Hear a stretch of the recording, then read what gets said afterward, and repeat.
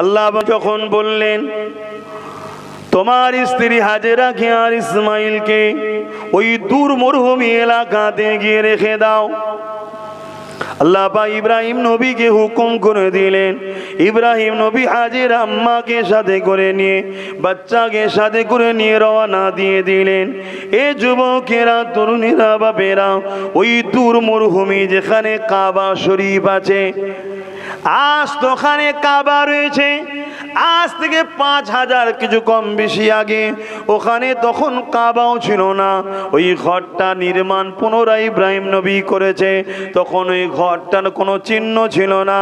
এ যুবকেরা, তরুণেরা, বাপেরা, কোনো লোকালয় ছিল না, মরুভূমি জায়গা ছিল, কোনো পানির ব্যবস্থাও ছিল না, কোনো লোকও ছিল না, কোনো ঘরও ছিল না, কোনো ছায়াযুক্ত জায়গাও ছিল না। এই রকম একটা মরুভূমি নির্জন জায়গাতে, লোকবিহীন জায়গাতে আব্বা জান ইব্রাহিম আলাইহিস সালাম আম্মা জান হাজেরাকে আর বাচ্চা ইসমাইল নবীকে ওখানে রেখে আসে। যখন রেখে চলে যেতে লেগেছে, ওই সময় আম্মা জান বলে, আপনি কোথায় যাচ্ছেন? বাচ্চা আমাকে রেখে এই জায়গায় কোথায় যাচ্ছেন? ইব্রাহিম নবী কিছু বলে না, দুপা এগিয়ে যায়, আবার জিজ্ঞাসা করে কোথায় যাচ্ছেন? ইব্রাহিম নবী কিছু বলে না, আবার দুপা এগিয়ে যায়।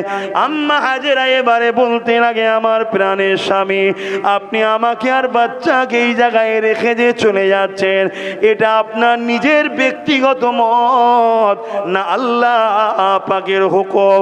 আব্বা জান ওই সময় বলেছিলেন, এ আমার প্রাণের স্ত্রী হাজেরা, আমি যা কিছু করি আল্লাহর হুকুমে করি।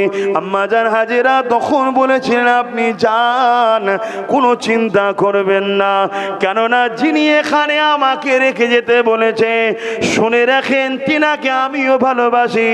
আপনার থেকেও অনেক উত্তম সাহারা হলো আমার আল্লাহ পাক। আল্লাহ নবী বলেন, এই জমিনের উপরে একদল ফেরেশতা ঘুরে ঘুরে তারা এই সব মাহফিল গুলোকে খুঁজে বেড়ায়। যখনই কোনো জায়গায় কোরআনের মাহফিল দেখে, ওই ফেরেশতা গুলো সেখানে গিয়ে বসে যায়। বসে গিয়ে তারা ওই ফেরেশতা গুলো যারা হাজির হয় তাদের জন্য দোয়া চাইতে থাকে। মাহফিল যখন শেষ হয়ে যায়, তখন তারা উড়ে উড়ে গিয়েছে আল্লাহ পাকের আরশে আজিমের নিচে সিজদা দেয়। আল্লাহ পাক তাদেরকে জিজ্ঞাসা করে, আমার ফেরেশতারা, দুনিয়া জমিনে তোমরা কি দেখে আসলে বলো? ওই সময় ফেরেশতারা বলতে লাগলেন, আল্লাহ, দুনিয়া জমিনে আপনার বান্দা বান্দিরা সহযোগিতা করে একে অপরে অর্থ দিয়ে একটা কোরআনের মাজলিস করেছিল। ওইখানে উলামাদের ঘরে নিয়ে এসেছিল, যারা কোরআন থেকে, হাদিস থেকে, দিন থেকে কিছু কথা তাদেরকে নসিহত করতেছিল। আপনার বান্দাগণ ওই মাহফিলেতে বসে বসে শুনছিল। আপনার বান্দিগণ তারাও পর্দাকে বজায় রেখে তারা সেই জায়গা থেকে ওই দিনের কথা শুনতেছিল। আমার আল্লাহ এটা শুনে বড় খুশি হয়ে যায়। আল্লাহ বা বলতে লাগে, আমার ফেরেশতারে শুধু এতটুকুই না, আরো কিছু করেছে। আল্লাহ পাকের ফেরেশতারা বলে, আল্লাহ, তারা যখন বিদায় নিয়ে চলে যাবে তার আগে আপনার কাছে দুটো হাত তুলেছে, ভিক্ষা চেয়েছে, আশা চেয়েছে, কি চেয়েছে? আল্লাহ আপনার জাহান্নাম থেকে নাজাত চেয়েছে, আপনার জান্নাতের আশা করেছে। এ আমার ফেরেশতারে, ওরা কি আমার জান্নাতকে দেখেছে? না, আল্লাহ দেখেনি। যদি দেখতো আরো বেশি বেশি করে চাইতো। আমরা তো জান্নাত দেখিনি, শুনেছি, যদি দেখতাম আরো চাইতাম। আমরা দুনিয়ার মিউজিকের পাল্লায় ছুটছি, অথচ জান্নাতে আমাদেরকে শোনাবার জন্য জান্নাতি মিউজিক বুঝাবার জন্য বলছি। যে ভাষাটা না বললে আপনি তো বুঝবেন না। আমি যে ভাষাটা আপনারা বুঝবেন ওই ভাষাটা ইউজ করছি, এতে বুঝতে পারেন, এটা ধারণা আছে। দুনিয়ায় যে মিউজিক দেখছেন, এটা তো ওইটাকে টালি করে, কোরআনকে টালি করেই বার করা হয়েছে, যাতে করে ও থেকে ঘুরিয়ে আপনাকে এতে আনা যায়। আর এই মিউজিকে যখন আপনি চলে যাবেন, ওইখান থেকে কিন্তু আপনি ফসকাচ্ছেন। আর এটাই হলো শয়তান ইবলিসের চালাদের লক্ষ্য। তাই দুনিয়ার মিউজিকে আমরা দিবানা। কোথায় গেছলি রে? না, ওখানে মিউজিকের সাথে লাইটিং সিস্টেম করেছে। একটা মিউজিক হচ্ছে, হাজার রকম লাইটিং এর কালার হচ্ছে। আরে রাখো, জান্নাতে তোমার আমার জন্য ইনশাআল্লাহ। আল্লাহ কবুল করেন আমাদেরকে, যেন জান্নাতি করেন, বলুন আমিন। তোমাকে আমাকে আল্লাহ খুশি করার জন্য যে মিউজিক সিস্টেম রেখেছে, হুরেরা যখন তোমাকে আমাকে খুশি করার জন্য সে মিউজিকের, আমি কি ভাষায় এবার আপনাকে বুঝাবো, যে ভাষায় আপনি বুঝবেন, যে ভাষায় আপনি বুঝবেন সে ভাষাই বলছি, নাচ দেখাবার জন্য যখন জান্নাতি মেম্বারে যখন যে স্টেজ তৈরি হবে, পা মারবে, একবার পা মারাতে 40 বছর ধরে শুধু আলোই চেঞ্জ হতে থাকবে, তার শেষ হবে না। জোরে বলুন সুবহানাল্লাহ। গল্প বলছি না, হাকিকতটা বলছি। আসুন কোরআন খুলুন, রসুলের হাদিস তুলুন, দেখুন। আজ আমরা দুনিয়ায় পার্কে যাচ্ছি, সাগরে ঘুরতে যাচ্ছি, হ্যাঁ আল্লাহর নিয়ামত দেখতে যাচ্ছেন, আমি মানা করছি না, কিন্তু সেখানে গিয়ে আমাদের ছেলেরা ইদিক উদিক করছে। কেউ কেউ তো অনেককে জুতো খুলেও দেখাচ্ছে, দেখেছি, বেশি তাকালে ঝাড়বো। কিন্তু জান্নাতে যখন আপনি যাবেন, ওখানেও সি বিচ আছে। হ্যাঁ, গল্প বলছি না, ওখানেও আমাদের জন্য ঘুরবেন, তার জন্য আল্লাহ সাগর রেখেছে। সেটাই দুনিয়ার নোংরা নয়। তার সৌন্দর্যের বয়ান আমি আমার এই ক্ষুদ্র জবান দিয়ে আপনাকে বলে শেষ করতে পারবো না। তবে এতটুকু বলি, কারো দিকে যদি একবার নজরে তাকান, পরক্ষণ দেখবেন সে আপনার পিছনে চলে এসেছে, যে আপনার জন্যই তো আল্লাহ আমাকে হাজার হাজার বছর ধরে তৈরি করে রেখে দিয়েছে। সে আপনার সাথী হয়ে আপনার সঙ্গে চলে যাবে। এভাবে আল্লাহ জান্নাতীদের ঘরে আপ্যায়ন করবে। যেটা খাবার শখ করবেন সেটা আপনাকে খাওয়ানো হবে। কোনো জিনিসের জন্য আপনাকে কষ্ট করে আগাতে হবে না। কিন্তু আমরা এই দুনিয়ার নকল, ছোট হুজুর বলতেন না, গিলটি চমকে সোনা ভুলে গেলি। এই দুনিয়ার চমকে আমরা আখিরাত ভুলে যাচ্ছি। হ্যাঁ, এরপরেও বলছি, হালকা বয়সে একটু হয়, হালকা বয়সে একটু হয়, কিন্তু এত দূরে সরে যেও না, ধর্ম থেকে, উলামাদের থেকে এত দূরে চলে যেও না, বিপদে আর না পাওয়া যায়। তখন আসার আগে চলে যেতে হবে, তওবা করারও সুযোগ মিলবে না। এরকম অনেকের ঘটনা ঘটে না, চান্সই দেয়নি। চোখের পালকের সাথে অ্যাক্সিডেন্ট, বেলচে দিয়ে তুলতে হচ্ছে, আছে না নাই? তওবা করার সুযোগ পেয়েছে। কিন্তু আবার আমাদের সমাজে অনেকে আছে, বিমারে হয়ে অসুস্থ হয়ে পড়ে থাকে, ডাকনারে মসজিদের ইমাম সাহেবকে, ডাকনারে মাদ্রাসার মুয়াদ্দিস সাহেবকে, কি ডাকনারে পীর সাহেবদের ঘরে, পীর ভাইদের ঘরে এসে আবার তওবা করার একটু সুযোগ পায়। এই সুযোগটুকু যেন থাকে, এইটুকু যেন থাকে। কেন? আল্লাহ বড় দয়ালু। আল্লাহ নবী বলেন, যখন কোনো বান্দা বান্দি গুনাহ করে, আল্লাহ ওই বান্দা বান্দি দিকে তাকিয়ে তাকিয়ে দেখে, আর বলতে লাগে, ওরে আমার বান্দা রে, আমি আল্লাহ আমার থেকে দূরে সরে গেলি, আমি যেটা অপছন্দ করি সেই নাফরমানি কাজ করতে গেলি, এ আমার বান্দা, আমার মতো দয়ালু প্রভু তুই পাবি না, আমার মতো দাতা দ্বিতীয় কেউ নাই, আমার বান্দা রে আয় আমার কাছে ফিরে আয়। যখন ওই বান্দা গোনার উপরে গুনাহ করে যায়, যদি কোনো একদিন ওই বান্দাটা ফিরে এসে তওবা করে নেয়, আল্লাহ নবী বলছে, যেমন মায়ের পেট থেকে বাইর হলে কোনো গুনাহ ছিল না, ওই বান্দার জীবনের গুনাহকে আল্লাহ মাফ করে দেয়। এই সুযোগটুকু তো পাওয়া দরকার, যাতে তওবা করতে পারি।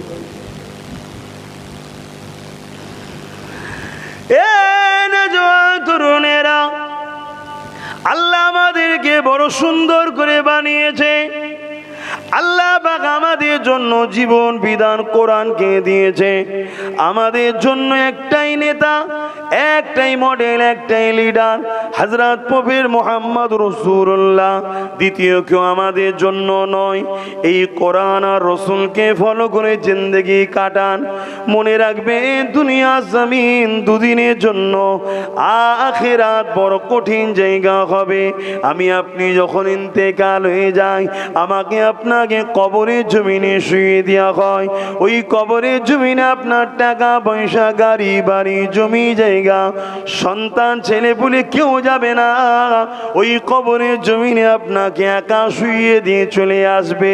মনে রাখবে দুনিয়া জমিনে যারা চলতে ফিরতে উঠতে বসতে প্রতিটা জায়গায় শুধু রাসূলুল্লাহকে মডেল হিসাবে মেনে নিয়েছে, আমার নবী পাক তাদের কবরে তাশরীফ আনবে। আল্লাহ নবী কবরে হাজির হবে। বুখারীর হাদিস, রাসূল পাক সাল্লাল্লাহু আলাইহি ওয়াসাল্লামকে আল্লাহ কবরে হাজির করাবেন। তো সেই রসুলকে ফলো করেন। তো যাক, যে মাস চলছে এই মাসের দিকে একটু আসছি। আমার এই কটি কথা বলার উদ্দেশ্য একটাই, যে আজ আমাদের এই মাহফিলের গুরুত্ব, সম্মান, মর্যাদা আমরা ভুলে যাচ্ছি। এখানে কত কামিয়াবি আছে, কত লাভ আছে, আমরা ভুলে যাচ্ছি। আমরা দুনিয়ার রং তামাশা, নাচ গান, জুয়া, মদ এদিকে নিয়ে ব্যস্ত।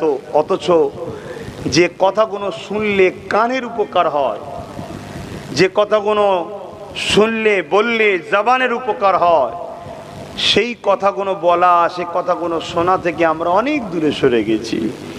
যার জন্য আজ আমরা দুনিয়াতে সব আছে কিন্তু শান্তি পাচ্ছি না। শান্তির তালাশ করছি কিন্তু শান্তি পাচ্ছি না।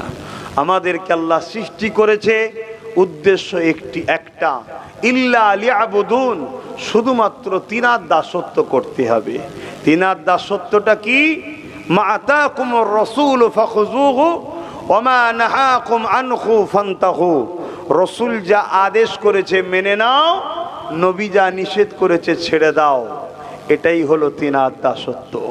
কেননা আমার নবী পাকের মতো দ্বিতীয় কেউ আমার আল্লাহর দাসত্ব করতে পারেনি। জোরে বলুন সুবহানাল্লাহ। আর আমার আল্লাহর কাছে কে কোন ঘরের, কে কি পদের, কার কত সম্মান, দুনিয়ায় কত নাম, ও সব কিছু চলে না।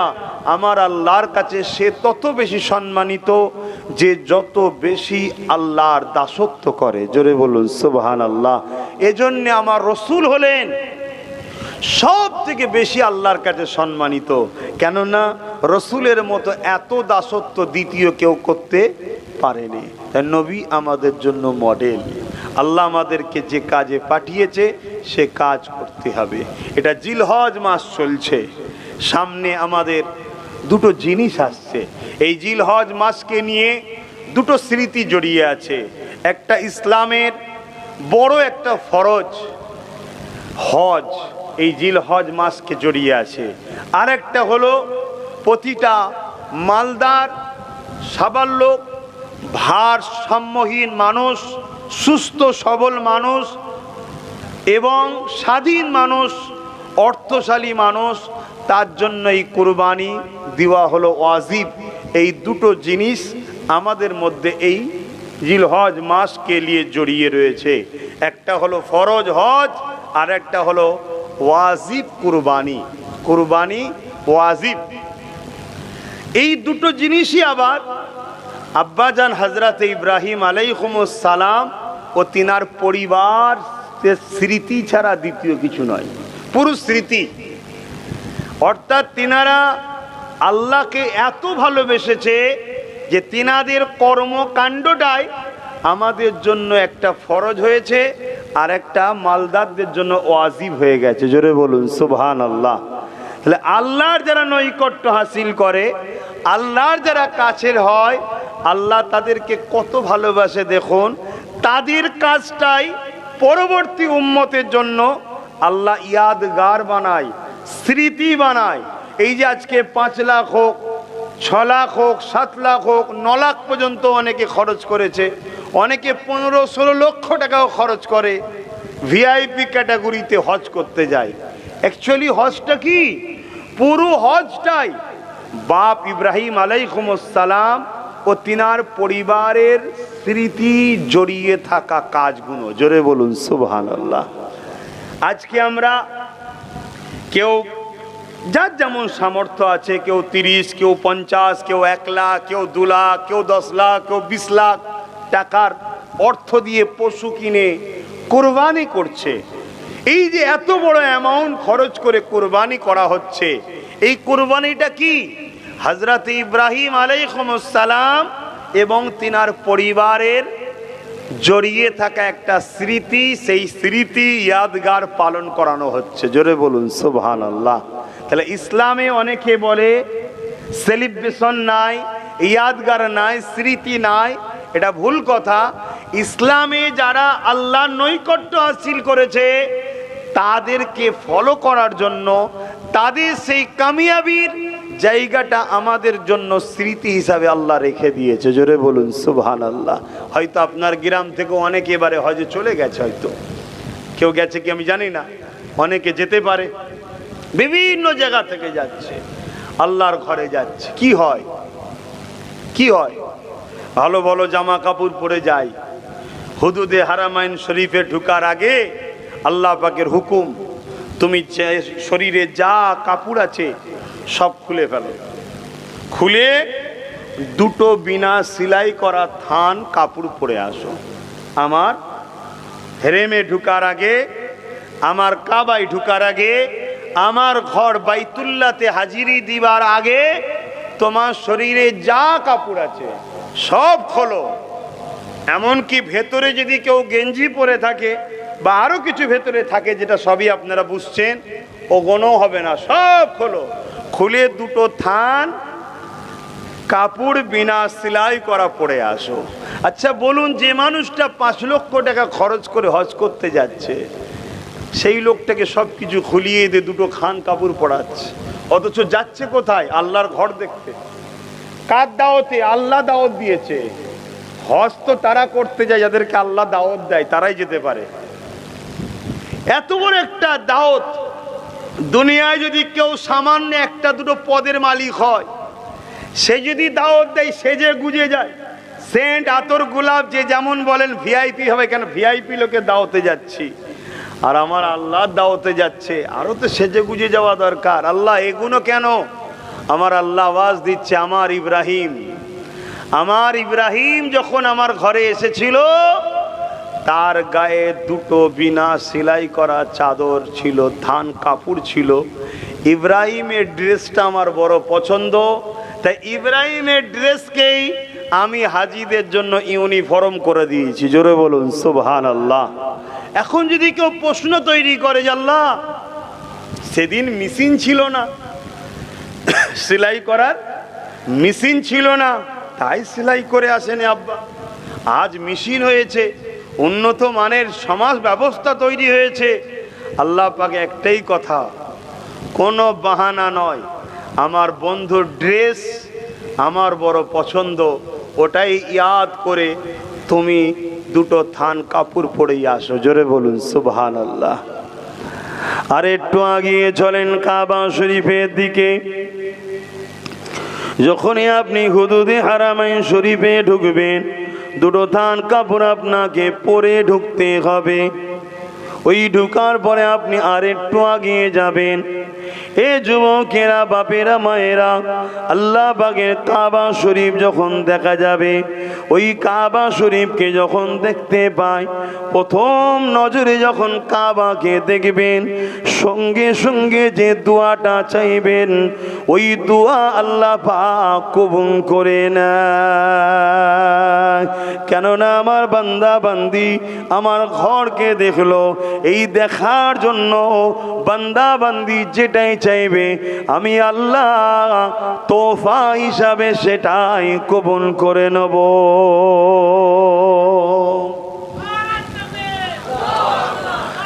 আল্লাহু আকবার। কিন্তু এখানে দুটো কথা। প্রথম কথা হচ্ছে, হারাম দোয়া চাইলে হবে না। দোয়া চাওয়ার মধ্যে কিছু হালাল আছে, হারামও আছে। যে দোয়াটা শরিয়াত সম্মত, শরিয়াতের বাইরের কোনো দোয়া চাইলে হবে না, একটা। দ্বিতীয় নম্বর হলো কি, আপনার অর্থটাও যেন হালাল থাকে। ধরুন আজ আপনি কারো 100 টাকা নিয়েছেন, এই 100 টাকা আপনি ব্যবসায় লাগিয়েছেন। 100 টাকা আপনার হয়তো আর 1 লাখ দিয়েছেন, 1,01,00,000 টাকা আপনি ব্যবসায় লাগিয়েছেন। এখন আপনি 100 কোটি টাকার মালিক। আপনি কি করে বলতে পারবেন যে আপনার 1 লক্ষ টাকার বরকত হয়েছে না এই 100 টাকা থেকে বরকত হয়েছে? এটা আপনি কি জানেন? এখন 100 কোটি টাকার মালিক হয়েছেন, আপনি তাহলে কোন পয়সায় হজ করবেন? এবারে এই হালাল পয়সা ছাড়া হজ করলে হজ কবুল হবে না। আপনি 20,000 হোক আর 20 কোটি টাকার হোক, হালাল পয়সা ছাড়া কুরবানি করলেও ওই কুরবানি কবুল হবে না। হ্যাঁ, আপনি হালাল পশু জবাই করেছেন, হালালভাবে উলামা করেছে, আপনি সেটা খাবেন, গোশত খাওয়া হবে, এটা অস্বীকার করছি না। কিন্তু কোরবানি হালাল অর্থ দিতে হবে। তাতে আপনি ছোট একটা বকরি দেন, ওটা আল্লাহ কবুল করবে। 20 কোটি টাকার দুম্বা হোক, উট হোক, গরু হোক, আর যেটাই বলেন না কেন, হালাল যদি না থাকে কবুল হবে না। তো এই যে কাবা শরীফকে দেখলে যে দোয়া চাইবেন সেটাই কবুল হবে, শর্ত কিন্তু দুটো। একটা হলো হালাল দোয়া চাইতে হবে, দ্বিতীয় হলো হালাল পয়সাতে হজ করতে হবে। বড় দুঃখের সাথে বলতে হয়, যেটা আজকে আমাদের জন্য বাঁচা বড় মুশকিল। তরুণেরা আর একটুখানি আপনি আগিয়ে চলেন, এবার কাবার মাথাবে আপনি নামবেন। একটা সাদা পাথর দিয়া রয়েছে, যত রোদ বাড়বে ওই পাথরটা তত ঠান্ডা হবে। আমার আল্লাহ পাকের কুদরতখানা দেখেন, আল্লাহু আকবার, আল্লাহ কত মহান দেখেন। এবারে আপনি আলিয়ে চলুন, একটা দেখবেন কাবা শরীফের গায়েতে একটা পাথর রয়েছে, যাকে হাজারে আসওয়াদ বলা হয়। ওই পাথরটাকে চুমা দেওয়া হলো সুন্নাত। ওই চুমা দিয়ে আপনি তওয়াফকে শুরু করবেন। যদি ক্ষমতা আল্লাহ সুযোগ যদি দেয়, তাহলে আপনি ঠোঁট লাগিয়ে চুমা দেন। যদি আল্লাহ পাক আপনাকে কাছে না নিয়ে যায়, দূর থেকে যদি আপনি ইশারা করে চুমা দেয়, তাহলে আপনার সুন্নত পালন হয়ে যাবে। কিন্তু দুঃখের সাথে বলতে হয়, আজকে আমরা পাথরটাকে চুমা দেওয়ার জন্য ঠেলা ঠেলি করি। এই ঠেলা ঠেলিতে কাউকে কষ্ট দেওয়াটা হলো হারাম। সুন্নাত করতে গিয়ে হারাম কাজ করে ফেলি, আমাদের কোনো খেয়াল কিন্তু থাকে না। এ নওজওয়ানেরা, ওই পাথরটা চুমা দেন। ওই পাথরটা জান্নাত থেকে এসেছিল, ওই পাথরটা ছিল সাদা কালারের। ওই পাথরটা গোনা টানতে টানতে টানতে টানতে পুরো কালো হয়নি, মেটে কালারের ধরনের হয়ে গেছে। ওই গোনা টানতে টানতে টানতে কিন্তু এই পাথরটাকে চুমা দিবার জন্যে মানুষ পেরেশান হয়ে যায়, কেননা গুনাহ অনেক করেছি, চুমা দিলেই টেনে নেবে না, অত সহজ নয়। এ যুবকেরা শুনে রেখে দেন, হযরত ওমর ফারুক একদিন হজ করতে গেছেন, ওই পাথরটা সামনে দাঁড়িয়েছেন, চুমা দিবার আগে বলতে লেগেছে, এ হাজারে আসওয়াদ রে, আমি তোকে চুমা দিতাম না কেন? তুই একটা পাথর, তুই ভালো করতে পারবি না আমার, ক্ষতিও করতে পারবি না আমার। তবে আমি দেখেছি দয়ার নবী ঠোঁট তোকে লেগেছে, এই রাসূলুল্লাহ ঠোঁট যেখানে লেগেছে আমি ওমর সেই জায়গাতে চুমা দিয়ে পছন্দ করি। এ না তরুণেরা, হযরত ওমর ফারুক যখন কথা বললেন, হযরত আলী রাদিয়াল্লাহু তাআলা হুজুর আমার পাশে দাঁড়িয়েছিলেন। হুজুর আমার জবান খুলে দিলেন, ও ভাই হযরত ওমর, আপনি ঠিকই বলেছেন, পাথর কখনো মানুষের উপকার করতে পারে না, মানুষ কখনো পাথর কখনো কোনো ক্ষতিও করতে পারে না। তবে ভাই ওমর, এটা দুনিয়ার অন্য পাথরের মতো নয়। এই পাথর সম্বন্ধে আল্লাহ নবী নূরে জবান থেকে আমি আলী নিজের কানে কানে শুনেছি এই পাথর মুমিনদের জন্য বড় উপকারী, আর মুনাফিকদের জন্য এই পাথর কিয়ামতের দিনে বিপদের কারণ হবে। কেমন হবে? হযরত আলী বলেন, মুমিন যখন এই পাথরে চুমা দেয় তার জীবনের গুনাহকে পাথর টেনে নেয়, তাকে বেগুনাহ বানিয়ে দেয়। তাই রাসূলুল্লাহ বলে দিলে, যখন কোনো মানুষ হজ করে ঘরে ফেরে, যেমন মায়ের পেট থেকে সন্তান বাইর হওয়ার সময় ওই সন্তানের কোনো গুনাহ থাকে না, ওই হাজি যখন হজ করে ঘরে ফিরে আসে, আমার আল্লাহ তার জীবনের গুনাহকে মাফ করে দেয়। শুধু একটা গুনাহ মাফ হয় না, সব গুনাহ মাফ হয়ে যায়, একটা গুনাহ মাফ হয় না। কিসের বলুন? বলবেন তো কোন গুনাহ মাফ হয় না? আরে শিরক যে করবে সে তো বেঈমান, বেঈমানের হজ আর কবুল হয় কি করে? ওটা তো কমন ব্যাপার। হকুন নাস, মানুষের হক, মা বাপের হক, স্ত্রীর হক, স্বামী স্ত্রীর হক, পাড়া প্রতিবেশীর হক, মানুষে হক, জীব জন্তুর হক আছে না নাই? এই হকুন নাস, মানুষের হক। আপনার গ্রামে যে ইমাম আছে তার একটা হক আছে না নাই? প্রতিবেশী, তার যদি ঠিকভাবে হক আদায় না হয় পুরো গ্রামবাসী হকুন নাসে ধরা পড়বেন। ছেলে বাপের একটা হক আছে না নাই? ওই হক যদি আদায় না করতে পারে ধরা পড়বে, গুনাহ মাফ হবে না। আবার আব্বা সন্তানের একটা হক আছে না নাই? অনেকে মনে করে যে আমি বাপ হই, ও ছেলে হয় না, আপনার ওপরেও একটা হক, ছেলের হক আপনার উপরে আছে। ওই হকও যদি বাপ আদায় না করে, এক ছেলেকে ভালো দিলেন আর এক ছেলেকে টেড়া চোখে দেখলেন, ও লেলা ভুলা বোঝে না, ওকে দে ওই ধারে ঠেলে দে, এ আমার চালাক চতুর ছেলে, ইনকাম করে দেয়, একে একটু আলাদা করে দেন না। আপনি গার্জেন, আপনার কাছে লেলা ভুলা যেই হোক আপনাকে সমান দেখতে হবে, আপনি বাপ। যদি হক আদায় না করে যান, হজ করে সব গুনাহ মাফ হবে, এই গুনাহ মাফ হবে না। এটা শরিয়ত বলছি। এবার কি নেবে না নেবে ওটা আমার ফ্যাক্ট নয়, ওটা আমার জানারও দরকার নেই, আমি ক্লিয়ার ডিউটি পালন করে দিচ্ছি। স্ত্রীর হক, স্ত্রীকে ঘরে চাকরানি মনে করলে হবে না, তার একটা হক আছে। ইসলাম হক দিয়েছে যেগুলো সেগুলো দিতে হবে। বাড়াবাড়িও চলবে না, কমালেও চলবে না। সব জায়গায় খরচ করেন, স্ত্রীর পিছনে খরচ করে না, এমনও লোক আছে না নাই?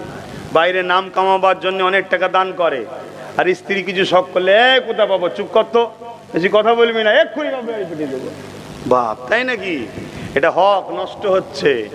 অথচ রসুল পাক সাল্লাল্লাহু আলাইহি ওয়াসাল্লাম বলেছেন, পৃথিবীতে সব জায়গায় দান করো, সব তো আছেই, কিন্তু দুটো জায়গায় খরচ করলে সব থেকে বেশি আল্লাহ খুশি হয়। একটা হলো মা বাপের পিছনে, আর একটা হলো স্ত্রীর পিছনে। এখন যদি এই ওয়াজ বেশি করে ফেলা আর এক অসুবিধে আছে। তবে স্ত্রী যদি হারাম জিনিসের দাবি করে, হারাম শখ করে, ওই শখ পূরণ করাটাও ইসলামে হারাম, চলবে না। হালাল শখ করেছে স্ত্রী, হালাল, আপনার আওকাত আছে, স্ত্রী বলেছে আমাকে সামনে কোরবানিতে একটা কিছু গিফট দেবেন, একটা আংটি দেবেন, মেয়েরা একটু সোনা পছন্দ করে, সোনার কথাটাই বলে ফেললাম। তাই পছন্দ করো তো নাকি? হ্যাঁ পছন্দ করে, এটা আল্লাহর সৃষ্টি ভাই, আল্লাহ তাদেরকে ওইভাবেই তৈরি করেছে। তারা একটু সোনা দেখলে বেহুশ হয়ে যায়, সোনার জিনিস পেয়ে গেলে দাঁড়া দিন না খাওয়া হয় তাও ভালো, ওটাই ঘাঁটতে থাকবে। এটা আল্লাহর হুকুম ভাই, এটা খারাপ গুণ নয়, এটা একটা ভালো গুণ। খারাপ বলবো কেন? সে তার কারো বাড়িতে চুরি করে নিয়ে আসে না, স্বামী দিয়েছে, খুশি হয়েছে। তো যাই হোক, আপনার যদি থাকে তাকে দিন। হ্যাঁ, স্ত্রী শখ করেছে ঈদের দিনে আমাকে নিয়ে গিয়ে সিনেমা দেখাতে হবে, এ শখ পালন করা যাবে না, এটা হারাম। তো যাক, আমি অন্যদিকে চলে যাচ্ছি আবার। তো সেই জায়গায় হজ করলে সব গুনাহ মাফ হয়ে যায়, হকুন নাসের গুনাহ আল্লাহ মাফ করে না। আর আমি কি বললাম? মুমিন যখন চুমা দেয় গুনাহ টেনে নেয়। মুমিনটা কে? মুমিনটা কে? মুসলমান আর মুমিন, মুসলমান দুটো এক না আলাদা? একটু সারা দেবেন আব্বাজানেরা। অনেকে বলে মুসলমান, আবার মুমিন কি জিনিস? হ্যাঁ, মুসলমান তো প্রত্যেকেই, যখন মানুষ জন্ম হয় প্রত্যেকেই মুসলমান হয়ে জন্ম হয়। ফিতরাতের দিক দিয়ে সে আমার ঘরে হোক, আপনার ঘরে হোক, আমেরিকায় হোক আর জাপানে হোক, হিন্দুস্তান হোক আর পাকিস্তান হোক, পৃথিবীর যেখানেই মানুষ জন্ম হয় ফিতরাতের দিক দিয়ে মুসলিম হয়ে জন্ম হয়। মুসলিম মানে যে নিজেকে আল্লাহর উপরে সুপে রাখে, অতএব তার সমস্ত ভরণ পোষণ তো আল্লাহর উপরই নির্ভর। অতএব সে মুসলিম হয়েই জন্ম হয়। এই মুসলিমকে মুমিন হতে হয়। আর একটু খুলে বলছি, জান্নাতের দেশে যেতে গেলে, ধরুন আপনি অন্য কোনো দেশে যাবেন, এই যে হজে যাবেন, এই হজে যেতে গেলে কি লাগে? এটা অন্য দেশ, কি লাগবে ভাই? একটু জোরে বলুন। পাসপোর্টে শুধু হবে না, ওতে কি লাগে? ভিসা। তাহলে পাসপোর্টও লাগে, ভিসাও লাগে। পাসপোর্ট তো প্রত্যেকটা মানুষকে আল্লাহ দিয়ে পাঠিয়েছে। পাসপোর্টটার নাম হলো মুসলিম। পাসপোর্টটার নাম কি? মুসলিম। ওই পাসপোর্টে একটা ভিসা লাগাতে হবে। ওই ভিসা যার আছে সে যেতে পারবে জান্নাতের দেশে। ওই ভিসাটা হলো লা ইলাহা ইল্লাল্লাহু মুহাম্মাদুর রাসূলুল্লাহ, অর্থাৎ মুহাম্মদ সাল্লাল্লাহু আলাইহি ওয়াসাল্লামের প্রেম, ভালোবাসা, আদব, ভক্তির নাম হলো মোমেন ভিসা। জোরে বলুন সুবহানাল্লাহ। এই মোমেনের শর্ত হলো এটা, যে জানের থেকে বেশি, সব কিছুর থেকে বেশি আল্লাহ রসুলকে মহব্বত করে, আদব করে, সে হলো মোমেন। এই ব্যক্তি যখন হাজারে আসওয়াদে চুমা দেয়, পাথর তখন তার গুনাহকে টেনে নেয় রাসূলুল্লাহর প্রেমে। জোরে বলুন সুবহানাল্লাহ। আর মুনাফিক হাজারো চুমা দিলেও তার গুনাহ টানবে না, উপরন্তু মুনাফিক ফাঁসবে। কি? হযরত আলী হুজুর বলছেন, এই পাথরটা মুমিনের গুনাহ টানে, আর কিয়ামতের দিন মুনাফিকের বিরুদ্ধে আল্লাহর কাছে সাক্ষী দেবে যে আল্লাহ অমুক অমুক অমুক অমুক মুনাফিক ছিল। এখন তো কোটি কোটি টাকা মানুষের হাতে আছে না, নাই, যে খুশি হচ্ছে চলে যাচ্ছে। কিন্তু না, সে যদি মুমিন না হয়, তার হাজারে আসওয়াদে চুমা দিয়ে কোনো লাভ হবে না। একটু আগিয়ে চলেন। এবারে কাবা শরীফকে তওয়াফ করতে হবে। ওই তওয়াফ যখন করবেন, কাবা আপনার বাঁদিকে থাকবে। শুরু যখন হবে হাজারে আসওয়াদ থেকে, কাবা আপনার বাঁদিকে থাকবে। আপনি কাবা শরীফকে তওয়াফ করতে লাগবেন। অনেক বড় কথা, সময়ের দিকে খেয়াল করে মূল জায়গাটা বলতে যাচ্ছে। ওই তওয়াফটা যখন হয়ে যাবে, এই তওয়াফ হয়ে যাবার পর, এই তওয়াফটা হয়ে যাবার পর মাকামে ইব্রাহিম বলে একটা জায়গা আছে। ওই মাকামে ইব্রাহিমকে সামনে রেখে কাবার দিকে মুখ করে আল্লাহ পাকের দূরে কাত নামাজ পড়তে হবে। ও রব্বি আল্লাহ, এই মাকাম ইব্রাহিমকে কেন সামনে রাখবো? আমি তো যে কোনো জায়গাতে কাবাকে সামনে রেখেছি। আমি পশ্চিম বাংলা থেকে যখন নামাজ পড়েছি, আমাদের কেবলা এই দিকে, তাই আমরা পশ্চিম দিকেতে নামাজ পড়ি। কিন্তু পশ্চিম আমাদের কেবলা নয়, আমাদের দিক দিয়ে পশ্চিমে কাবা আছে, তাই আমরা পশ্চিম দিকে পড়ি। অনেক দেশ আছে পূব দিকে কাবা পড়ে, তারা পূব দিকে মুখ ফিরায়। লক্ষ্য হলো পূব, পশ্চিম, উত্তর, দক্ষিণ নয়, কাবার দিকে মুখ করে নামাজটা পড়া। কেন কাবার দিকে মুখটা ফিরে নামাজ পড়তে হয়? এটা হলো ডিসিপ্লিনের জন্য। কেননা কাবা শরীফ হলো পৃথিবীর বীজখান। একটা মানুষের যদি একটা দিক নির্ণয় না করা হয়, একই মসজিদের মধ্যে কেউ এদিকে, কেউ ওদিকে, কেউ এদিকে, কেউ এইদিকে, চারিদিকে যখন ফিরে নামাজটা পড়বে, এই ডিসিপ্লিনটা ভঙ্গ হবে। এই জন্যে কাবাকে আল্লাহ কেবলা বানিয়েছে। তোমরা একটা দিকে খেয়াল করে আমাকে সেজদা করো, কাবার দিকে মুখ করে সেজদা করো, তবেই তো কাতারটা সিধি হবে, দেখতে বড় সুন্দর লাগবে। এই জন্যে কাবাকে আল্লাহ কেবলা বানিয়ে দিয়েছে। আমার আল্লাহ, তাই কাবার দিকে ফিরে নামাজ পড়ি এই ডিসিপ্লিনকে বজায় রাখার জন্য। কিন্তু এখানে আপনি মাকামে ইব্রাহিমকে সামনে কেন রাখতে বললেন? আমার আল্লাহ জানিয়ে দিলে, এ আমার বান্দা বান্দিরে, ওই মাকাম ইব্রাহিমের মধ্যে একটা পাথর রাখা আছে। ওই পাথরে তোদের পিতা, মুসলিম জাতির পিতা হযরত ইব্রাহিম নবী খলিলুল্লাহর পায়ের চিহ্ন আছে। আমি আল্লাহ এই পাথরটাকে বড় সম্মানিত করেছি। পাথরের একটা ইতিহাস রয়েছে, এটাকে আমি স্মৃতি হিসাবে রেখে দিয়েছি, যাতে সবার মধ্যে মধ্যে একটা প্রশ্ন ওঠে, যখনই প্রশ্ন উঠবে তখনই জানতে চাইবে। আমি শুনি আগে জানাতে চাই, আমার মাহবুবের বান্দাদের কদমেরও অনেক দাম আছে।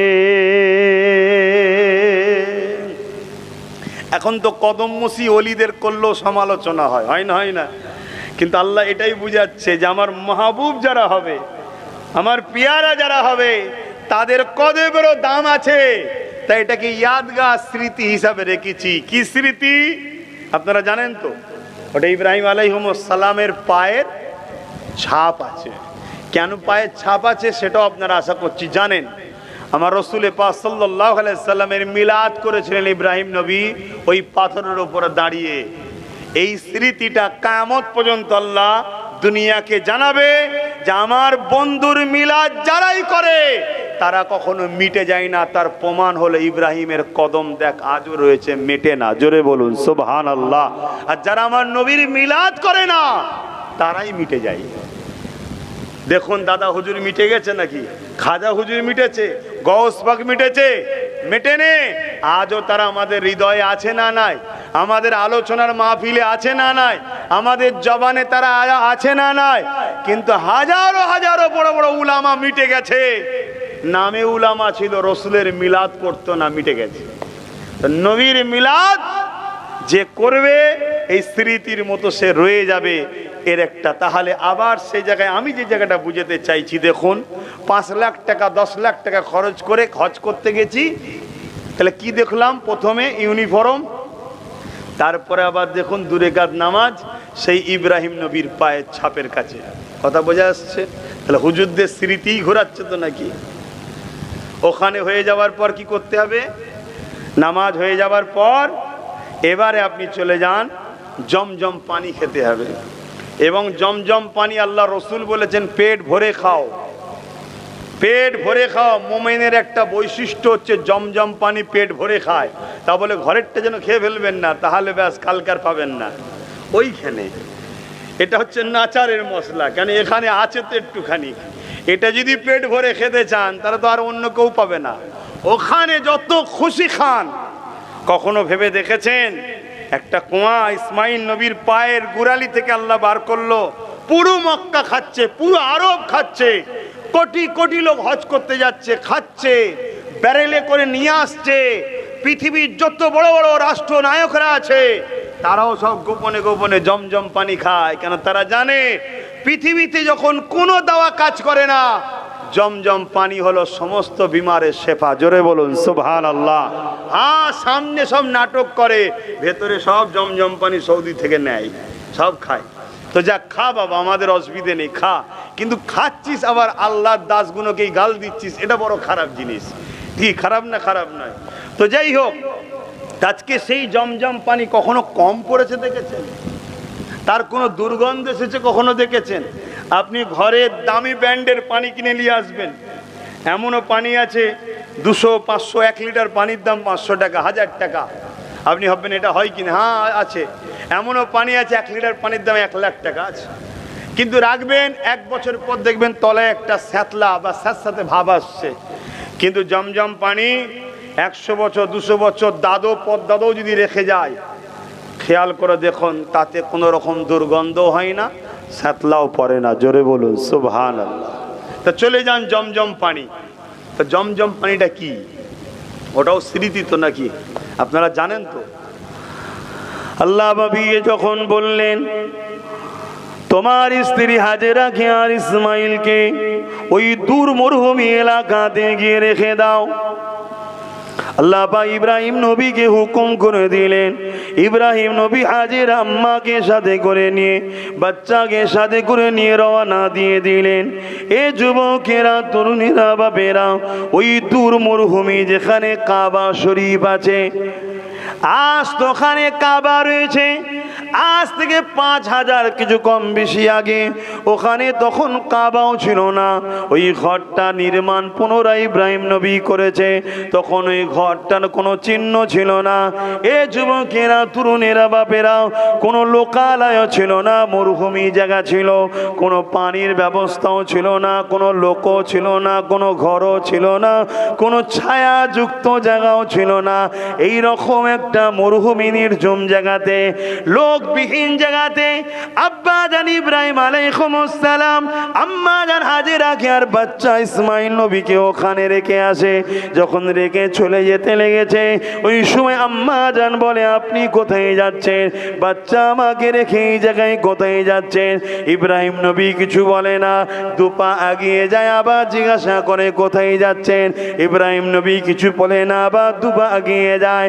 আম্মা হাজেরা এবারে বলতে লাগে, আমার প্রাণের স্বামী, আপনি আমাকে আর বাচ্চাকে এই জায়গায় রেখে যে চলে যাচ্ছেন, এটা আপনার নিজের ব্যক্তিগত মত না আল্লাহ পাকের হুকুম?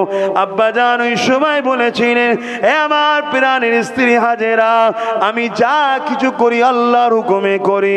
আম্মা জান হাজেরা তখন বলেছিলেন, আপনি যান, কোনো চিন্তা করবেন না, কেননা যিনি এখানে আমাকে রেখে যেতে বলেছে, শুনে রাখেন, তিনাকে আমিও ভালোবাসি।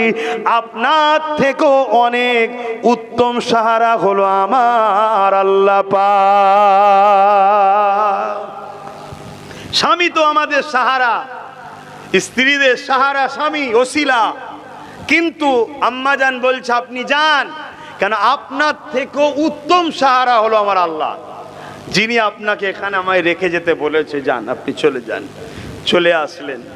আল্লাহ কত বড় সাহারা দেখুন। আমাদের পৃথিবী জুড়ে এরকম নারী পাওয়া যাবে আজকের দিনে? আল্লাহর উপরে এত বড় ডিপেন্ড করে চলে, পৃথিবী খুঁজে পাওয়া যাবে কি সন্দেহ আছে? তাই তো আজ কারো স্মৃতি হয় না, আম্মা হাজেরার স্মৃতি আছে। কি আছে না? নাই, আম্মা হাজেরার স্মৃতি। এই তো আজও আলোচনা হচ্ছে, 4,5-5 হাজার বছর আগের কথা আজও আলোচনা করছি। কেন করতে হবে? কোরআনে তার জায়গা পেয়েছে, তিনি কোরআনে তিনি জায়গা পেয়ে গেছে। পৃথিবীর 104টে আসমানি কিতাব এসছে, 103টে কিতাবেরও শ্রেষ্ঠ কিতাব হলো কালামুল্লাহ, কোরআন শরীফ। জোরে বলুন সুবহানাল্লাহ। সেই পবিত্র কিতাবে তো আম্মা হাজেরা তেনার জায়গা এসেছে। কেন?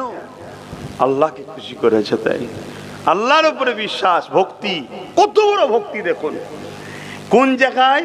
যেখানে কোনো লোক নাই, হাজার হাজার মাইল, কোনো পানি, লোক, কোনো রকমের ব্যবস্থা নাই, এরকম একটা জায়গায় রেখে দিয়ে চলে যাচ্ছে। আজ তো বিশাল বাড়ি, বিশাল কিছু, হ্যাঁ, তখনকারের কথা বলছি।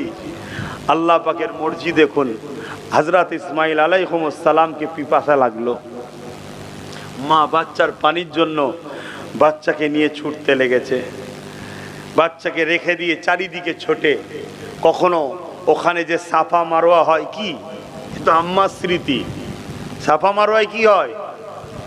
সাফা পাহাড়ে উঠে কাবার দিকে ঘুরে যা দোয়া চাইবেন ওই দোয়া কবুল হয়। জোরে বলুন সুবহানাল্লাহ। কত পবিত্র জায়গা। কেন? আম্মা হাজেরা ওই সাফা পাহাড়ে উঠে ওখান থেকে বাচ্চাকে দেখা যাচ্ছিল। আর বীজখানে নেবেই ছুটতে হয় না? যারা হজ করেছেন, অত জোরে ছুটতে না হলে একটু ছুটার মতো ভাব নিতে হবে। তুমি যদি যত বড় শাহিনশাহ হও, বাদশাহ হও, সুলতান হও, আরে আমি ছুটবো না, না না না না, তোমাকে ছুটতেই হবে। আমি হুজুর, আমি ছুটবো কেন? মুরিদ আছে সাথে, না, তুমি যেই হও। ওই গ্রিন, এখন তো লাইটের সিস্টেম করে দিচ্ছে, যেটা সুবিধা মানুষের জন্য, ওইটুকু জায়গায় ছুটতে হবে। কেন ছুটতে হবে? ওই জায়গায় যখন নেমে যায়, আম্মা ইসমাইল নবীকে দেখতে পাচ্ছিল না, এই বাচ্চাকে দেখতে পাইনি বলে ছুটে মারোয়া পাহাড়ের দিকে যাচ্ছিল। পাহাড়ে উঠার পরেই আবার বাচ্চাকে দেখতে পেয়েছে, আবার খোদার শুকরিয়া আদায় করেছে। তাই মারোয়া পাহাড়ে দাঁড়িয়েও আবার যে দোয়া চাওয়া হয় ওই দোয়া কবুল হয়। জোরে বলুন সুবহানাল্লাহ। দেখুন, 10 লাখ টাকা খরচ করে, 5 লাখ খরচ করে মায়ের স্মৃতি পালন হচ্ছে। কেন? তিনি আল্লাহকে খুশি করেছে। তাই তিনার স্মৃতিটা আল্লাহ আমাদেরকে পালন করাচ্ছে। এখন কোনো মহিলাদের যদি ছুট কাটাতো তাও নাই মানতাম, যে চলো তিনি মায়ের জাত, তিনিও মায়ের জাত। আল্লাহ আমি তো পুরুষ মানুষ, আমার তো ছেলেও নেই, আর আমি যখন হজে গিয়েছিলাম তখন সন্তানও ছিল না, তাহলে আমি ছুটবো কেন? এক তো পুরুষ, আবার সন্তানও নাই। অত কথা নয়, আমার পিয়ারা বান্দি করেছে, তোমাকে করতে হবে, এটাই হলো হজ। জোরে বলুন সুবহানাল্লাহ। হজে গুণই হয়, দেখুন যারা হাজি আছে জিজ্ঞেস করুন, হজে গুণই হয়। তার আগে ওই জমজম পানি খেতে হবে, কেন? ওই ইসমাইল নবীর পায়ের গিরালি থেকে পানি বাহির হয়েছিল, আর এই পানি যখন বাহির হয় হু করে বেড়ে যাচ্ছে। ইব্রানি ভাষাতে জমজম মানে থাম থাম, থাম থাম, হু করে বেড়ে যাচ্ছে। তাই উনি এসে বললেন জমজম, থাম থাম, সে থেকে হয়ে গেল জমজম পানি। কথা বুঝে আসছে? তো সেই পানি পানি যেখানে থাকবেন সেখানে দেখবেন পাখি পাওয়া যাবে, পাখি। তো একদল আগেকারে মানুষ যাযাবাররা ঘুরে বেড়াতো, এখানে কিছুদিন, ওখানে কিছুদিন, ওখানে কিছুদিন। তো এই পানির তালাশে একদল যাযাবার যাচ্ছিল তারা। আর আগে সব সর্দার সিস্টেম ছিল, একটা গোত্রের সর্দার সিস্টেম আগে সব ছিল। তো একটা কাফেলা, একটা গোত্র যাচ্ছিল। তা দূর থেকে, মরুভূমি এলাকা, ফাঁকা, মাইলকে মাইল দূর থেকে দেখা যাচ্ছে পাখি নাবছে, উঠছে, ঘুরছে। তখন ওই সর্দার বলছে ওইখানে ফলো করে চলো, পান নিশ্চয় ওখানে আছে। আর তখন ইসমাইল নবীকে আম্মা পানি পান করিয়ে ওই কোলে করে নিয়ে ওই জায়গায় বসে আছে, আর এদিকে পানি ওখানে আল্লাহ পাক ইসমাইল নবীর পা থেকে বিলিয়েছে। ওই জায়গায় যখন এই কাফেলা আসলো, আসার পরে দেখছে পানি।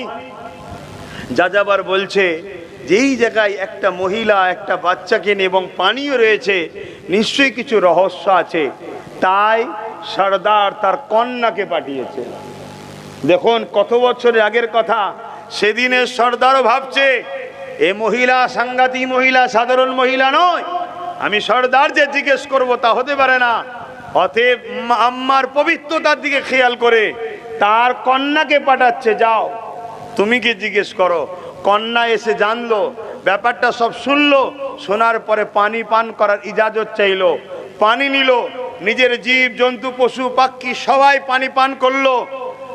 লাস্টে আল্লাহ যে আমার সাহারা সব থেকে উত্তম বলেছিল না আম্মা, আই সর্দার তখন বলল ইজাজত নেন, মেয়েকে আবার পাঠাচ্ছি, ইজাজত নেন যে আমরা আর এখান থেকে যেতে রাজি নয়, এখানেই বস্তি তৈরি করে এখানেই যদি মা ইজাজত দেয় আমরা থাকতে রাজি, এবং আমাদের এই গোত্রের নতুন সর্দার ইনি হবে আম্মা জান হাজেরা। জোরে বলুন সুবহানাল্লাহ। সেটাই হলো, আম্মা ইজাজত দিলেন, সর্দার পদ ত্যাগ করলেন, আম্মা হাজেরাকে তিনি পদে বসালেন। কথা বুঝে আসছে? তো সম্মানীয় মানুষ, ভদ্র মানুষ, চরিত্রওয়ালা মানুষ, আফজাল মানুষ, খোদাপ্রেমিক মানুষকে সর্বসময় সমাজের বা গ্রামের সর্ব জায়গায় মোড়ল নেতৃত্ব দিলে আল্লাহর খাস রহমত পাওয়া যায়। জোরে বলুন সুবহানাল্লাহ। এটা কোরআনের স্টাইল। তো যাই হোক, আম্মা জানের ওখানে নেতৃত্বে একটা বস্তি শুরু হয়ে গেল। আস্তে আস্তে আস্তে তাদের সন্তান ছেলে পুলে বাড়তে লাগলো। ওটা অন্যদিকে। আমি যেটা বলতে চেয়েছি, 1 বছর হয়ে গেছে ইসমাইল নবীকে আব্বা ইব্রাহিম নবী দেখতে যায়নি, 1 বছর হয়ে গেছে। বলুন তো বাপ।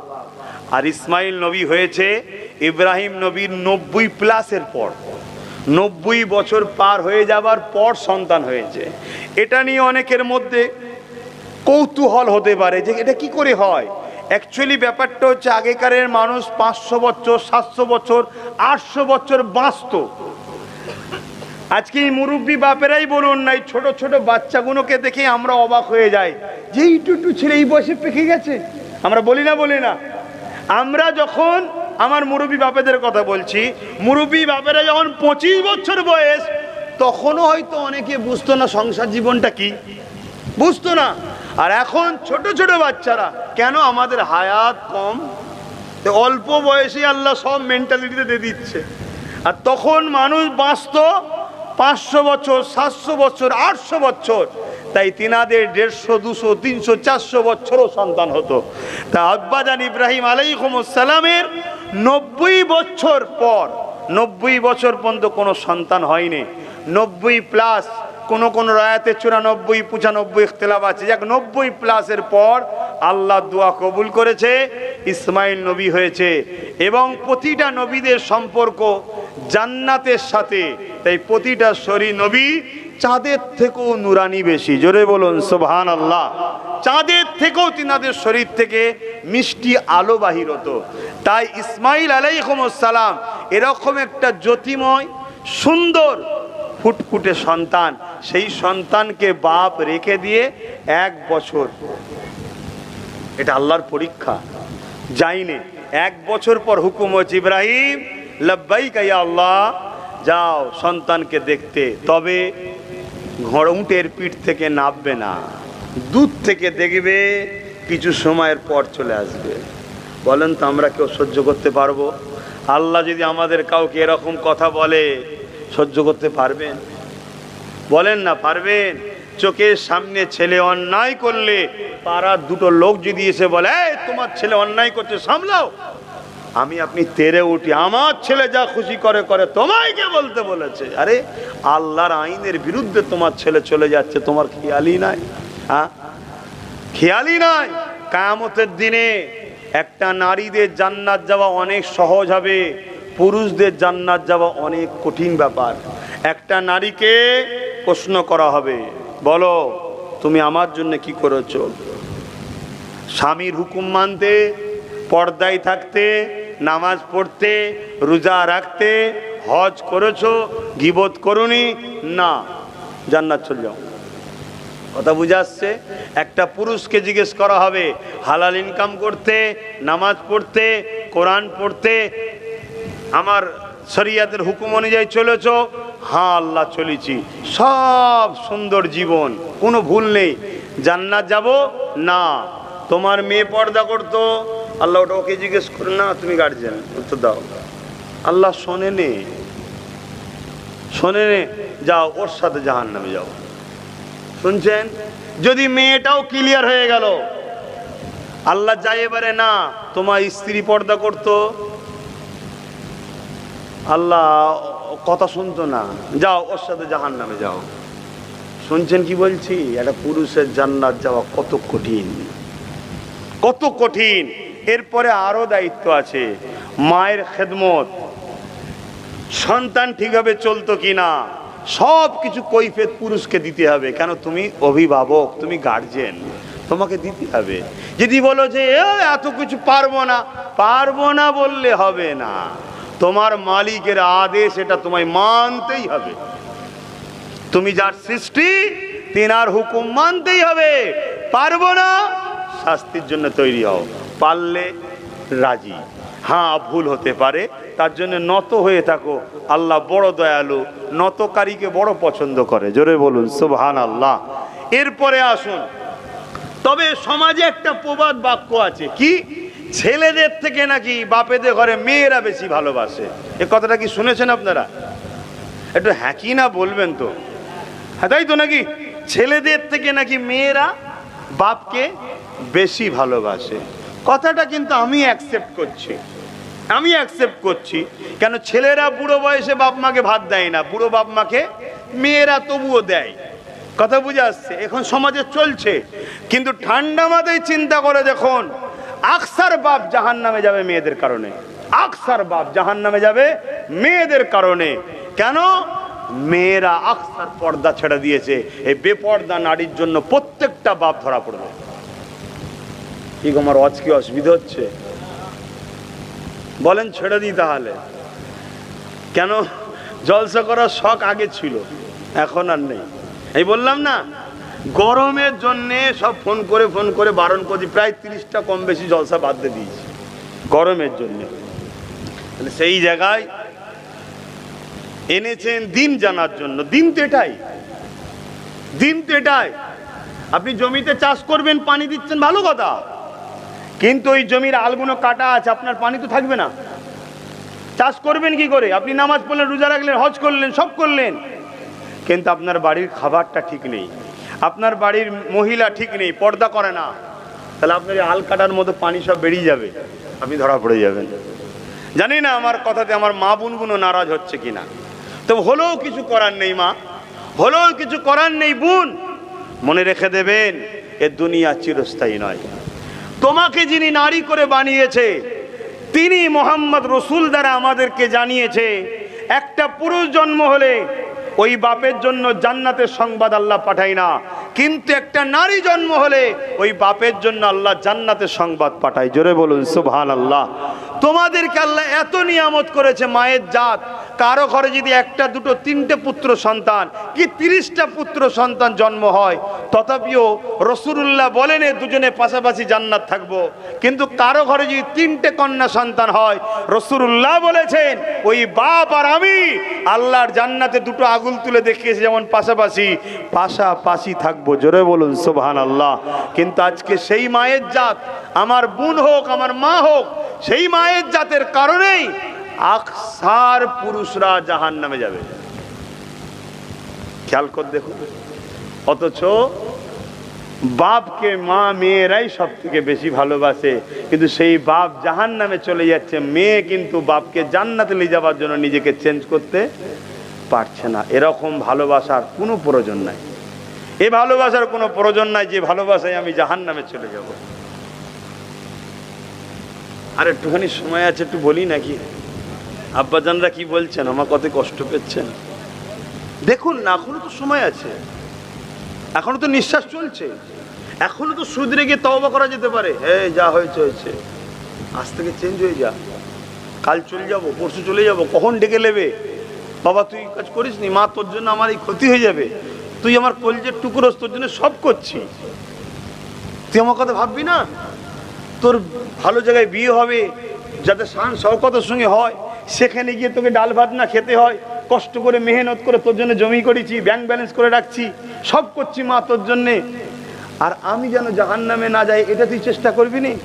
প্রতিটা বাপ যদি তার মেয়েকে ডেকে এইভাবে বুঝায়, আশা করছি মায়ের যাদের দিল বড় নরম হয় তারা অবশ্যই চেঞ্জ হবে। তারা খারাপ হওয়ার পিছনে বাপেদেরই দোষ আছে, তারা খারাপ হওয়ার পিছনে বাপেদেরই দোষ আছে। হ্যাঁ, ছোটবেলা থেকে যদি আমরা আমাদের ছেলে মেয়েদের ঘরে ইসলামিক ড্রেসে অভ্যস্ত করতাম, তাহলে বড় হলে ওই অভ্যাসেই রয়ে যেত। কিন্তু আমরা ছোটবেলা থেকে যত পেরেছি দুনিয়ার তালে তাল দিয়ে ড্রেস পরাচ্ছি। ফুটফুটে সুন্দর একটা নারী দিয়ে চাল্লা কন্যা সন্তান, তাকে ছোটবেলা থেকে ছোট ছোট কাপড় পরাচ্ছে, দেখতে খুব ভালো লাগছে, সবাই আনন্দ করছে। 2 দিন 2 মাস 4 মাস 6 মাস 20 মাস 1 বছর 2 বছর 3 বছর 4 বছর 5 বছর 10 বছর, এবারে তুমি চাইছো তাকে ঢাকতে, আর হয়? হ্যাঁ, আর হয়? তার অভ্যাস মেন্টালি সেটিং হয়ে গেছে। ঠিক তেমন পুরুষ ছেলেগুলোর ক্ষেত্রে আমরা ছোটবেলা থেকে যদি এদের মেন্টালিতে তৈরি করতাম, বাইরে বেরোলে মাথায় টুপি দিতে হয়, গায়ে জামা পরতে হয়, পরনায় পায়জামা পরতে হয়, এটা আমাদের ড্রেস, নুগি আমাদের ড্রেস নয়। নুগি আমরা পরি শখে, আরামের জন্যে। ইসলামের ড্রেস নুগি নয়, কথা বুঝে আসছে? ইসলামের ড্রেস হচ্ছে পায়জামা, কথা বুঝে আসছে তো? যাক, সেইটা যদি এখন থেকে পড়ানো আমাদেরকে অভ্যাস করতাম, তাহলে দেখতে ওই মেন্টালিটি আমাদের বাচ্চাদের তৈরি হতো। তাহলে যত বড় হতো ওইটা পছন্দ হতো, অন্যটা পছন্দ হতো না। তাহলে আমাদের ছেলে মেয়েরা যে খারাপ হচ্ছে, এর জন্যে আমরাই দোষী, আর এর জন্যে তারা খারাপ হয়ে তারা তো জাহান্নামে যাবে, আর তাদেরকে জাহান্নামে ঠেলে দিবার জন্যে বাপ দোষী, আর এজন্যে বাপের শাস্তি হিসাবে তার সাথেই জাহান্নাম। কিছু করার নেই, যেটা শরিয়াতের হুকুম সেটা বলতে বাধ্য হচ্ছি। কে নেবে কে নেবে না সেটা তার ব্যাপার। আসুন, আমি যে বিষয়ে আলোচনা করছিলাম, আল্লাহ পরীক্ষা নেবে, আর যাকে যত ভালোবাসে তাকে তত কঠিন পরীক্ষা নেয়।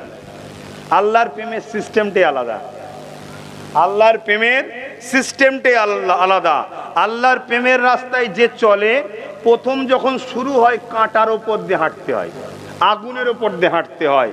কিছুটা হাঁটার পর ওই যে শান্তি শুরু হবে, আর ওই শান্তির কোনোদিন শেষ নাই।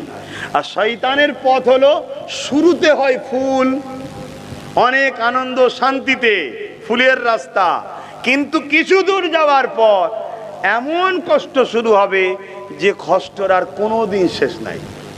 এই হচ্ছে পার্থক্য রহমানের রাস্তা আর শয়তানের রাস্তায়। কিন্তু আমরা চোখে যেটা দেখি, আর এখানে শান্তি আছে রে, ওটার দিকে ছুটি। আল্লাহর রাস্তায় শুরুতে দেখি কষ্ট, ওই জন্য ওখান থেকে ফিরে আসি, কিন্তু হাকিকাতে প্রকৃত শান্তির রাস্তা এটাই। কেন আল্লাহ পৃথিবীকে দেখিয়ে দিয়েছে, আমার তো প্রেমিক তারাই হয় যারা বেলাল হয়। জোরে বলুন সুবহানাল্লাহ। আমার প্রেমিক তো তারা হয় যারা ইব্রাহিম খলিল হয়। ইব্রাহিম খলিলকে জিবরাইলও পরীক্ষা নিতে এসেছে। হযরত ইব্রাহিম আলাইহিস সালাম আমাদের সবার আব্বা হয়। আমরা বড় সৌভাগ্যবান, আমরা নবীর বেটা, চিন্তার কোনো কারণ নেই, আমরা বড় সৌভাগ্য। মুসলিম জাতির পিতা হলো ইব্রাহিম আলাইহিস সালাম। জোরে বলুন সুবহানাল্লাহ। তো ইব্রাহিম আলাইহিস সালাম, তিনাকে আল্লাহ অনেক ভালোবাসে, খলিল বলেছে, বন্ধু বলেছে। তা জিবরাইল বলছে, আল্লাহ ইব্রাহিমকে আপনি বন্ধু বললেন কেন? ইব্রাহিম নবী অনেক ধনী ছিলেন, অনেক ধনী ছিলেন, অনেক জমি জায়গা, পশু। এমনি তো ওসব দুনিয়াতে জীবজন্তুর উপরেই আগেকার সময় বেশিরভাগ নির্ভর হয়ে থাকতো, গৃহপালিত পশু যেমন হয়। তো সেই জায়গাতে ইব্রাহিম নবীকে আল্লাহ অনেক সম্পদ দিয়েছিলেন। তা জিবরাইল আলাইহিস সালাম বললেন যে আল্লাহ এই দুনিয়াদারটাকে আপনি বন্ধু বলছেন? আল্লাহ বলছে, জিবরাইল আমার বন্ধুল্লে তুমি এত বড় অবজেকশন দিচ্ছ? তুমি জানো আমার খলিল আমায় কত ভালোবাসে? আল্লাহ দেখুন না, আপনি তো দিয়েছেন, সে তো জীব জন্তু নিয়ে মাঠে চড়াতে বেরোয়, হাজারো হাজারো তার পশু আছে, দুম্বা আছে, বকরি আছে, বিভিন্ন ধরনের জীব জন্তু রয়েছে। আল্লাহ বললেন, খবরদার আমার ইব্রাহিমকে দুনিয়াদার বলো না, দরকার হয় তুমি পরীক্ষা নিতে যাও। জিবরাইল আলাইহিস সালাম মানুষের সুরাতে পরীক্ষা নিতে আসছে। কি পরীক্ষা নিয়েছে? ইব্রাহিম নবীর বাড়ির সামনে দিয়ে যাচ্ছে, যাওয়ার সময় একবার আওয়াজ দিয়েছে আল্লাহ, শুধু ডেকেছে আল্লাহ। ইব্রাহিম নবী ঘরে ছিল, কানে আওয়াজ গেছে, ছুটে ঘর থেকে বাইর হয়েছে। হওয়ার পরে বলছে কেউ তো নাই। জিবরাইল যাচ্ছে কিন্তু মানুষের সুরাতে। আরে আপনি আমার আল্লাহকে ডাকলেন? হ্যাঁ, কেন? আর একবার আমার মাহবুবের নামটা নেন, আমার মালিকের নাম আর একবার নেন। জিবরাইল আলাইহিস সালাম বলছেন, কেন? তোমার কথাই নেবো কেন? আমার ভালো লেগেছিল ডেকেছি, তোমার কথাই নেবো কেন? ইব্রাহিম নবী বললেন, তুমি যদি নাও আমি তোমাকে নাজরানা দেবো, গিফট দেবো। কি গিফট দেবে? আমার অনেক গৃহপালিত পশু আছে, হাজার হাজার, তার অর্ধেক দিয়ে দেবো, একবার আল্লাহ বলো। আর আজকে আমরা এত আল্লাহ শোনাবো, আল্লাহ বলাবো, সুবহানাল্লাহ বল না রে বাবা, বলতে চাসনি কেন রে বাবা? তাও আওয়াজ বেরোতে চাই না, আছে না নাই? হায় হায় হায়। তো সেই জায়গায় জিবরাইল আলাইহিস সালাম আবার বললেন আল্লাহ। যেই বললেন, ইব্রাহিম নবী ঘরে গিয়ে ওনার যেখানে জায়গা থাকতো সেখান থেকে অর্ধেক পশুকে নিয়ে আসছে, নিয়ে এসে জিবরাইলের হাতে দিচ্ছে। তিনি কিন্তু মানুষের সুরাতে এখন আছে, চলে যাচ্ছে। আবার পিছনে ডাক দিয়েছে, আল্লাহর বান্দা আরো একবার ডাকো। বান্দা মানে দাস, আল্লাহর বান্দা আর একবার ডাকো। আবার জিবরাইল সাল্লাম ডাক দিলেন, কিন্তু ডাকার আগে বলছে এবারে কি দেবে? আরো যে অবশিষ্ট অর্ধেক আছে ওটাও দিয়ে দেবো। জিবরাইল সাল্লাম আবার আল্লাহ ডাকলেন, আবার বাকিটা দিয়ে দিলেন। ভাবুন প্রেম কাকে বলে, প্রেম কাকে বলে। আজকে আমরা যদি বলা হয় মসজিদের জন্য বাপ কিছু দাও না গো, পকেট থেকে ছিঁড়া নোটটা বার করবে 10 টাকার, ছিঁড়া দেখে, যেটা ওর পকেটে থাকতেও হয়তো বিরক্ত করছে, দে দে দে মৌলী সাহেবকে দে দে। কি বলা ভুল হচ্ছে নাকি? হ্যাঁ, এই জন্যই আজ আমরা এত ঠকছি। পৃথিবীর শ্রেষ্ঠ শক্তিশালী সমাজ আমরা হতাম যদি আমরা সত্যি কোরআন ও সুন্নাহকে মেনে চলতাম। যেতদিন মেনে ছিল ওই মদিনার, ওই মক্কার যাদের পায়ে জুতো ছিল না, পরনার জামা ছিল না, কিন্তু রসুলকে লিডার বলে মেনে, কোরআনকে সংবিধান, নিজের গাইড বুক বলে মেনে নেওয়ার জন্য অর্ধেক পৃথিবীকে তারা জয় করেছিল। জোরে বলুন সুবহানাল্লাহ। আর বাকি অর্ধেককে তাদের ইশারাতে নিয়ন্ত্রণে চলতো। হায় হায় হায়। হযরত ওমর ফারুক একদিন সিংহাসনে বসে আছে, আর একজন সাহাবী এসে ওনাকে সম্মান দিয়ে বলছে, হে আমিরুল মুমিনিন, খলিফাতুল মুসলিমিন। হযরত ওমর ফারুক ঝরঝর করে কাঁদছে, বলছে খবরদার আমার প্রশংসা করবেন না, যা কিছু দেখছেন এসব কিছু মোহাম্মদ রসুলের গোলামির ফল। জোরে বলুন সুবহানাল্লাহ। কেন? আমি উমর একসাথে দুটো বকরিকে ধরে রাখতে পারতাম না। ছোটবেলায় আব্বা দুটো বকরি দিত, যা মাঠে চড়িয়ে লিয়ে আয়। আমি দুটো বকরিকে সামলাতে পারতাম না। একটা বকরি এদিকে যায়, ওকে ধরতে যাইতে এ পালায়, একে ধরতে যাইতে ও পালায়। যে উমার দুটো বকরি সামলাতে পারে না, সেই উমার অর্ধেক পৃথিবীকে সামলাচ্ছে, আখরেব পৃথিবীর শাহিনশাহ, এবং বাকি অর্ধেক পৃথিবীর হুকমারেনেরা উমারের নাম শুনলে যে উমার আসছে, উঠে দাঁড়িয়ে থরথর করে কাঁপতো। এটা উমারের কৃতিত্ব নয়, এটা মোহাম্মদ রসুলের গোলামির ফল ছাড়া অন্য কিছু নয়। জোরে বলুন সুবহানাল্লাহ। আমরা নবীর গোলামি ছেড়ে দিয়েছি, তাই আজকে আমাদের এই দুর্দশা। এ থেকে ফিরে আসার একটাই রাস্তা, ঘরের তালা যত মুটাই করো না কেন, বিল্ডিং যত শক্তিশালী করো না কেন, যতই ব্যাংকে টাকা রাখো না কেন, যত জমি জায়গা করো না কেন, আমি করতে নিষেধ করছি না, আল্লাহ যদি হালাল পয়সা দেয় করুন না, কিন্তু সমাধানের রাস্তা এগুলো নয়। সমাধানের একটাই রাস্তা, সবাইকে ছেড়ে ফেলে দিয়ে মোহাম্মদ রসুলের নেতৃত্ব মেনে নবীর কথায় উঠা, নবীর কথাই বসা, নবীর কথাই চলা, নবীর কথাই থামা। অর্থাৎ তোমার নিঃশ্বাস টানবে যখন সেটাও তো রসুল, ছাড়বে যখন সেটা তো রসুল। নবী ছাড়া দ্বিতীয় কোনো মডেল যেন না হয়, তবেই আমরা আবার ইজ্জত দুনিয়াতেও পাবো, আখেরাতেও পাবো। আর না হয় দুনিয়ায় যে বেউজ্জতি, এর থেকেও কঠিন বেউজ্জতি আমাদের তৈরি আছে কবর থেকে। কিরে বাবা আর দুটো বলবো না, থাকবে থাক না, মৌলানা সাহেব চলে এলেই তো হয়। হ্যাঁ আসে না, তিনিও দু কথা বলুক। এমনি গরমে মানুষ নাজেহাল হয়েছে, এই যে বসে আছে, আল্লাহর কোটি কোটি শুকরিয়া আল্লাহর কাছে। কথা বুঝে আসছে। দরুদ শরীফ আল্লাহুম্মা সাল্লি আলা সাইয়্যিদিনা মাওলানা মুহাম্মদ ওয়া আলা আলিহি।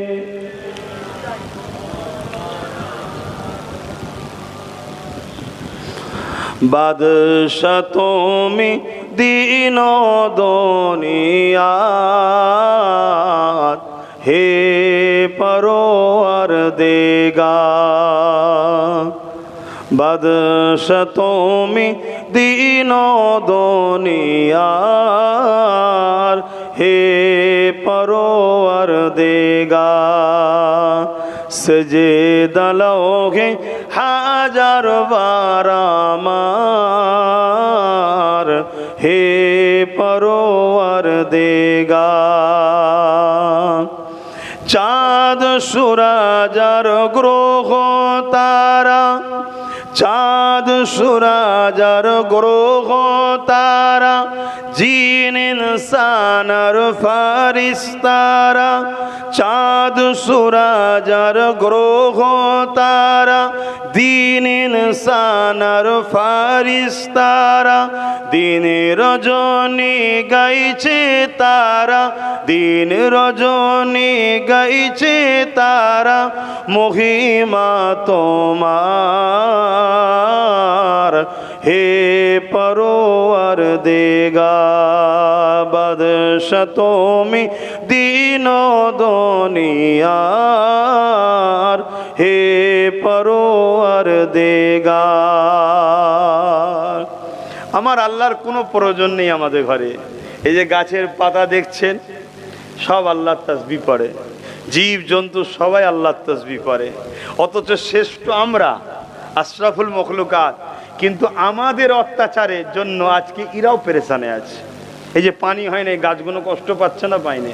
এই যে পানি হয় না, জীবজন্তুগুলো কষ্ট পাচ্ছে না, পায়নি। সব আমাদের কর্মের ফল। বলুন ভুল বলছি? প্রতিটা পাড়ায় খোঁজলেন, এতিম কষ্টে আছে, বিধবা কষ্টে আছে, গরিব কষ্টে আছে, অসহায় কষ্টে আছে। প্রতিটা বাড়িতে খোঁজলেন, মা বাপের উপরে জুলুম হয়। আরে 100-র মধ্যে 95টা বাড়ি যদি এই হয়, আর 5টাকে ধরে কি হবে? তাহলে বলুন, এত পাপ অন্যায় আমরা করে ফেলছি, তাই সমাজে আজকে এই আযাব আসছে। আর এই আযাবের ভুক্তভোগী আজকে এই মখলুকাতগুলো হচ্ছে। হযরতে নবী সুলাইমান আলাইহিস সালামের সময়ে পানি হচ্ছিল না। এক সময় হুজুর রওনা দিলেন প্রচুর উম্মতদের নিয়ে, এমন সময় হুজুর দেখছে একদল পিপিলিকা আল্লাহর কাছে দোয়া চাইছে, আল্লাহ পানি দাও। নবী সুলাইমান আলাইহিস সালাম বলছে চলো, মানুষ বড় খারাপ হয়ে গেছে, তবে আল্লাহর এই মখলুকের ওসিলায় পানি হবে। এটা শিক্ষার জন্যে, মোটেই নবী যেখানে রয়েছে সেখানে তো তার হাত কবুল তো হবেই, এটা শিক্ষার জন্য হুজুর শিক্ষা দিয়েছিলেন। তাই আজ এই জীব জন্তু এদের ওসিলাতে যদি আল্লাহ দেয়, এদের ওসিলাতেই হবে, আমরা পাওনা দ্বারা নয়। খারাপ নেবেন না। আয়নার সামনে যখন আব্বাস সিদ্দিকী দেখি নিজেকে, তখন বুঝতে পারি আমি কি। নিজেরা যদি আয়নার সামনে দাঁড়ায়, নিজেরা নিজেকে চিনতে পারবো যে আমরা কি আর আমার নবী রেখে গেল কি। আমরা কত দূরে সরে গেছি নবীর ইসলাম থেকে, খেয়াল করে দেখুন। আল্লাহ নবীর ইসলাম বলছে তুমি যদি একটা আম খাও, ওই আমের আঁটিটা যেন বাইরে ফেলবে না, ছালটা যেন বাইরে ফেলবে না। কেন? তোমার প্রতিবেশী দুজন গরিব আছে, হতে পারে, আছে না? না, ওই প্রতিবেশীর একটা বাচ্চা যাবে, ওই আঁটিটা নিয়ে ঘরে আসবে, মা আমি আম খাবো।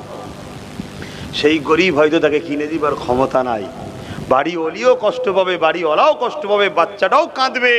তা ইসলাম এর নাম, ইসলাম এর নাম।